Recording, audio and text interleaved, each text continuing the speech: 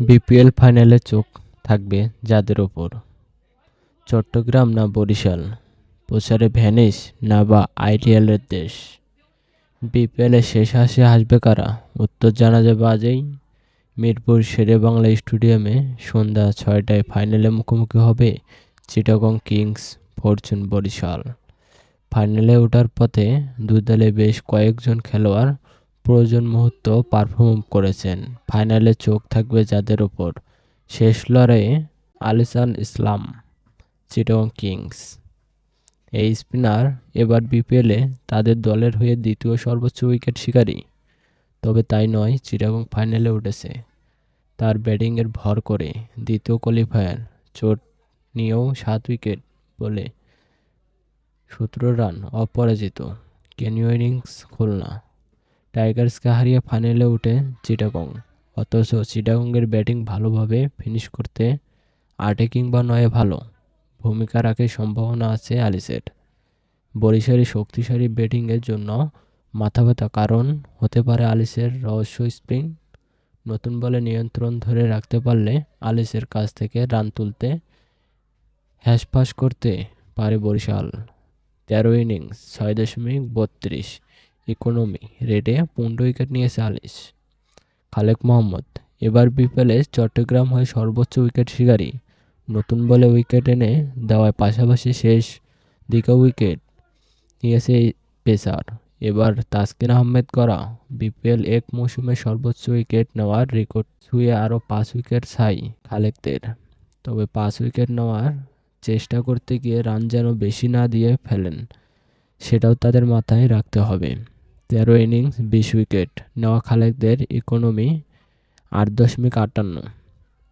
শামীম হোসেন এবার বিপিএলে সর্বোচ্চ 10 রান সংগ্রহের মধ্যে এবার স্ট্রোক রেট শামীমের হোসেনের 5 কিংবা 6 নেমে ইনিংস কিংবা ম্যাচ ভালোভাবে শেষ করা দারুণ করেছে এই বাঁহাতি।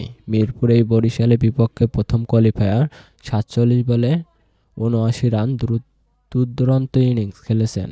ফাইনালে আজ তার কাছ থেকে তেমন একটি ইনিংস দেখতে চাইবে না চিটাগং।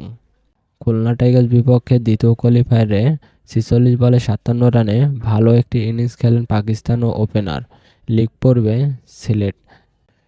30 বলে খেলেন 52 রানের দারুণ এক ইনিংস। ফাইনালে আজ খাজার কাছ থেকে তেমনই এক ইনিংস প্রত্যাশার থাকবে চিটাগং। পারভেজ হোসেন ওপেনার হিসেবে ভাবা হলেও এবার বিপিএলে তার স্ট্রোক রেট 123.22। তবে ব্যাটে যে আগুন ঝরাতে পারেন সেটাও সবার জন্য জানা। লিগ পর্বে এই বরিশালের বিপক্ষে 182.92 স্ট্রোক রেটে 41 বলে করেছিলেন 75। ফাইনালে পারভেজের কাছ থেকে তেমন এক ইনিংস চান Chittagong. Fortune Barishal David Malan সবচেয়ে 4 ম্যাচে রান পাওয়ার ধারাবাহিক এই ইনিংস বাঁহাতি। চিটাগং কিংসের বিপক্ষে প্রথম কোয়ালিফায়ারে খেলেন 12 বলে 22 অপরাজিত ইনিংস।